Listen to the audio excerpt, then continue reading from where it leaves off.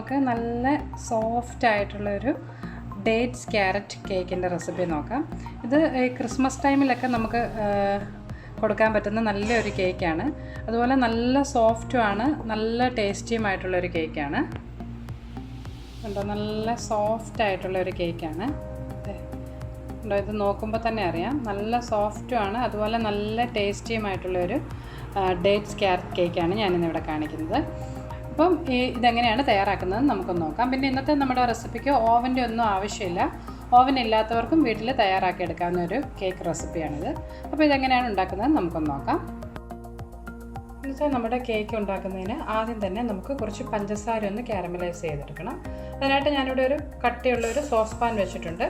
ഇതിലേക്കൊരു 1/4 കപ്പോളം പഞ്ചസാര ഒന്ന് ചേർത്ത് കൊടുത്തിട്ടുണ്ട്. ഇതിനെ ആ ഒരു ലൈറ്റ് ബ്രൗൺ കളർ ആകുന്ന വരെ ഒന്ന് കാരമലൈസ് ചെയ്തെടുക്കാം. സ്പൂൺ കൊണ്ട് ഇളക്കേണ്ട കാര്യമൊന്നുമില്ല കേട്ടോ. ഇതിലേക്കൊരു 2 ടീസ്പൂണോളം വെള്ളം ഞാനൊന്ന് ഒഴിച്ചു കൊടുക്കുകയാണ്. നമ്മൾ പ്ലം കേക്ക് ഉണ്ടാക്കിയപ്പോൾ ചെയ്യുന്ന പോലെയൊക്കെ തന്നെയാണ് ഇതിലും ചെയ്തെടുക്കുന്നത്. പിന്നെ ഫ്രൂട്ട്സും ഒന്നും ഇങ്ങനെ സോക്ക് ചെയ്തൊന്നും വെക്കുന്നില്ലെന്നുള്ള ഒറ്റ ഒരു വ്യത്യാസമേ ഉള്ളൂ. ഇതിനെ ഒരു ആ ലൈറ്റ് ബ്രൗൺ കളർ ആകുന്ന വരെ നമുക്കൊന്ന് കാരമലൈസ് ചെയ്തെടുക്കണം. ഇതിപ്പോൾ ഒന്ന് ആ പഞ്ചസാരയൊക്കെ ഒന്ന് നന്നായിട്ട് ആ ഒരു ബ്രൗൺ കളറായിട്ടുണ്ട്. അങ്ങ് വല്ലാതെ ബ്രൗൺ ആകരുത് കേട്ടോ, അങ്ങനെ ആയിട്ടുണ്ട് ഒരു കയ്പുരുചിയായി പോവും. ഇതിലേക്ക് നമുക്കൊരു 1/4 കപ്പ് ചൂടുവെള്ളം ഒഴിച്ചു കൊടുക്കാം. ഈ വെള്ളം ഒഴിക്കുമ്പോൾ പ്രത്യേകം ശ്രദ്ധിക്കണം, ഇത് തെറിക്കാൻ ചാൻസ് ഉണ്ട്. അതുകൊണ്ട് കുറച്ച് കൈ എങ്ങനെ അകത്തി പിടിച്ചുകൊണ്ട് വേണം ഇതിലേക്ക് ചൂടുവെള്ളം ഒഴിച്ചു കൊടുക്കാനായിട്ട്. അതുപോലെ തണുത്ത വെള്ളം ഒഴിക്കരുത് കേട്ടോ. ഇത് ഒരു 1-2 മിനിറ്റ് കൂടി ഒന്ന് തിളപ്പിച്ചതിന് ശേഷം നമുക്ക് തീ ഓഫ് ചെയ്ത് അടുപ്പിൽ നിന്ന് മാറ്റാം. ഇത് തണുത്ത് വരുന്നതിന് വേണ്ടി മാറ്റി വയ്ക്കാം കേട്ടോ. അടുത്തതായിട്ട് ഇവിടെ 2 മുട്ട എടുത്തിട്ടുണ്ട്. ഇത് റൂം ടെമ്പറേച്ചറിലുള്ള മുട്ടയാണ് കേട്ടോ. അതുപോലെ കുറച്ച് വലിപ്പമുള്ള മുട്ട തന്നെ എടുക്കാൻ പ്രത്യേകം ശ്രദ്ധിക്കണം. പിന്നെ ഇതിലേക്ക് ചേർക്കാനായിട്ട് ഒരു 1/4 കപ്പ് പഞ്ചസാര എടുത്തിട്ടുണ്ട്. നമുക്ക് കുറേശ്ശെയായിട്ട് ഈ പഞ്ചസാര ചേർത്ത് ഇത് നന്നായിട്ടൊന്ന് ബീറ്റ് ചെയ്തെടുക്കണം.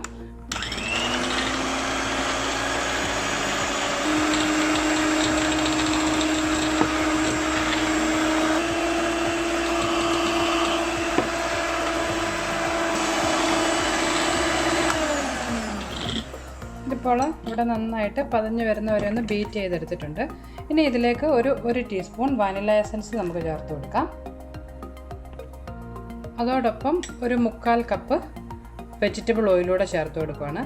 നിങ്ങൾക്ക് ഏത് വെജിറ്റബിൾ ഓയിൽ വേണമെങ്കിലും ചേർക്കാം കേട്ടോ. സൺഫ്ലവർ ഓയിലോ കോൺ ഓയിലോ കനോല ഓയിലോ ഫ്ലേവർലെസ് ആയിട്ടുള്ള ഏത് ഓയിൽ വേണമെങ്കിലും ചേർക്കാം. ഇത് നമുക്ക് ഒരിക്കൽ കൂടി നന്നായിട്ടൊന്ന് ബീറ്റ് ചെയ്തെടുക്കാം.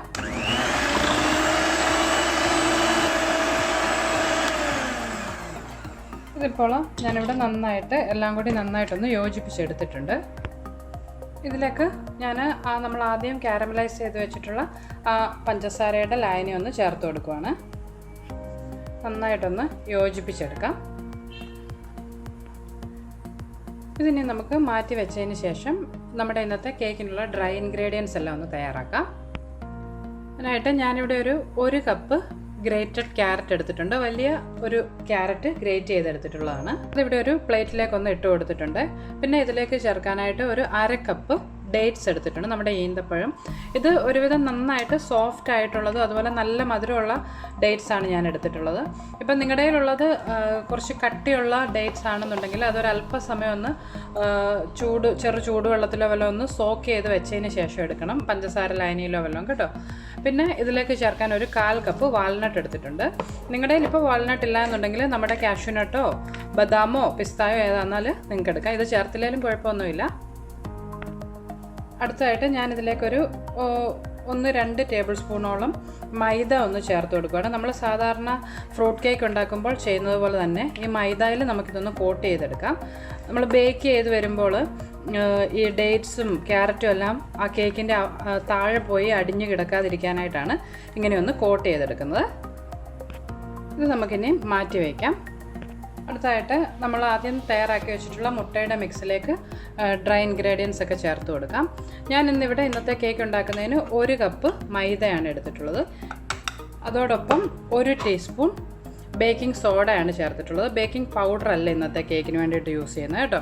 പിന്നെ ഒരു ടീസ്പൂണോളം മിക്സ്ഡ് സ്പൈസസ് എടുത്തിട്ടുണ്ട്. ഇത് ഞാനിവിടെ 2 ഗ്രാമ്പൂവും 2 ചെറിയൊരു ജാതിക്കായുടെ പീസും ഒരു ചെറിയ ചുക്കിൻ്റെ ഒരു പീസും കൂടെ പൊടിച്ചെടുത്തിട്ടുള്ളതാണ്. ഇതിലേക്ക് ഒരു 2 പിഞ്ച് ഉപ്പ് കൂടി ചേർത്ത് കൊടുത്തിട്ടുണ്ട്. ഇത് നമുക്കിനി ഇതിലേക്കൊന്ന് സീവ് ചെയ്തിട്ട് കൊടുക്കാം. ഇത് നമുക്ക് ഒന്ന് മിക്സ് ചെയ്തെടുക്കണം. പിന്നെ ഈ സമയം നിങ്ങൾ ഓവനിലാണ് ബേക്ക് ചെയ്യുന്നതെങ്കിൽ ഓവൻ ഒരു 180 ഡിഗ്രി സെൽഷ്യസിൽ 10 മിനിറ്റ് ഒന്ന് പ്രീഹീറ്റ് ചെയ്യാൻ വേണ്ടി മാറ്റി വെക്കണം. ഇപ്പോൾ ഞാനിവിടെ ഒന്ന് മിക്സ് ചെയ്തിട്ടുണ്ട്. ഇതിലേക്ക് നമ്മൾ തയ്യാറാക്കി വെച്ചിട്ടുള്ള ക്യാരറ്റിൻ്റെയും ഡേറ്റ്സിൻ്റെയും വാൾനട്ടിൻ്റെയും മിക്സ് കൂടി ഒന്ന് ചേർത്ത് കൊടുക്കാം. പിന്നെ നിങ്ങൾക്ക് ഞാനിപ്പോൾ 1 കപ്പ് ഡേറ്റ്സ് എടുത്തതിന് പകരം നിങ്ങൾക്ക് വേണമെങ്കിൽ ഒരു 1.5 കപ്പോളം ഡേറ്റ്സ് എടുക്കാം കേട്ടോ. ഇത് നന്നായിട്ടൊന്ന് യോജിപ്പിച്ചെടുക്കണം. സോറി, ഡേറ്റ്സ് അല്ല, ക്യാരറ്റ്, അറിയാതെ പറഞ്ഞു പോയതാണ് കേട്ടോ. പിന്നെ നിങ്ങൾ ഡേറ്റ്സ് എടുക്കുമ്പോൾ നല്ല മധുരമുള്ള ഡേറ്റ്സ് ആണ് ഉപയോഗിക്കുന്നതെന്നുണ്ടെങ്കിൽ പഞ്ചസാരയുടെ അളവ് നമ്മളിതിലേക്ക് ചേർത്തിട്ടുള്ള 1/4 കപ്പ് പഞ്ചസാരയ്ക്ക് പകരം ഒരു 1/2 കപ്പും 1 ടേബിൾ സ്പൂണൂടെയൊക്കെ ചേർത്താലും മതിയാവും. അല്ലെങ്കിൽ വല്ലാതെ അങ്ങ് മധുരമായി പോകും കേട്ടോ. അത് പ്രത്യേകം ശ്രദ്ധിക്കണം. നമുക്ക് നന്നായിട്ടൊന്ന് യോജിപ്പിച്ചെടുക്കാം. ഇപ്പോൾ ഞാനിവിടെ ഒന്ന് യോജിപ്പിച്ചെടുത്തിട്ടുണ്ട്. ഇതുപോലെ ഒത്തിരി തിക്കായിട്ടുള്ള ഒരു ബാറ്റർ അല്ല ഇന്നത്തെ നമ്മുടെ കേക്കിന് വേണ്ടുന്നത് കേട്ടോ. ഇതിനെ നമുക്ക് ബേക്കിംഗ് ട്രേയിലേക്ക് ഒഴിച്ചു കൊടുക്കാം.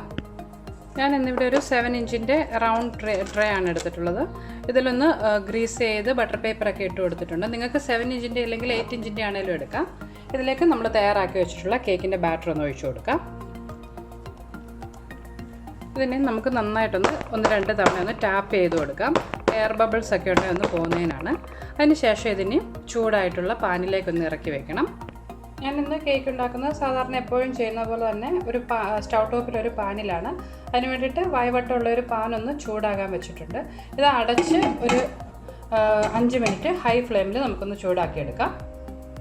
ഇതൊരു 5 മിനിറ്റ് ചൂടായതിന് ശേഷം ഞാനതിലേക്ക് കേക്ക് ട്രേ ഇറക്കി വെച്ചിട്ടുണ്ട്. ഇതിനെയും അടച്ച് ഒരു ലോ ഫ്ലെയിമിൽ ഒരു 35 മുതൽ 40 മിനിറ്റ് വരെ നമുക്ക് ബേക്ക് ചെയ്തെടുക്കാം. നിങ്ങളിപ്പോൾ ഓവനിലാണ് ചെയ്യുന്നതെങ്കിൽ ഓവൻ 180 ഡിഗ്രി സെൽഷ്യസിൽ പ്രീഹീറ്റ് ചെയ്ത ഓവനിലേക്ക് ഇറക്കി വെച്ച് 35 to 40 മിനിറ്റ്സ് തന്നെ ഒന്ന് ബേക്ക് ചെയ്തെടുക്കണം.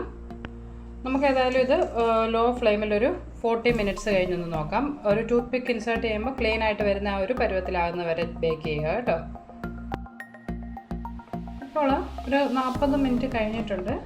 നമ്മുടെ കേക്ക് ഇപ്പോൾ ഇവിടെ നന്നായിട്ട് ബേക്കായി വന്നിട്ടുണ്ട്. നമുക്കൊരു സ്ക്യൂർ ഒന്ന് കുത്തി നോക്കാം. ഉണ്ട്, നല്ല ക്ലീൻ ആയിട്ട് വന്നിട്ടുണ്ട്. അതുപോലെ ഒരു നല്ല ബ്രൗൺ കളറൊക്കെ ഇപ്പോൾ ആയിട്ടുമുണ്ട്. എനിക്കിത് ബേക്കായി കിട്ടാനായിട്ടൊരു 40 മിനിറ്റും 40-42 മിനിറ്റോളം എടുത്തു കേട്ടോ. അപ്പോൾ അതൊന്ന് നോക്കുക. നിങ്ങളിപ്പോൾ ചെറിയ ബേക്കിംഗ് ട്രേയിലൊക്കെയാണ് വെക്കുന്നതെങ്കിൽ കൂടുതൽ സമയം വേണ്ടി വരും.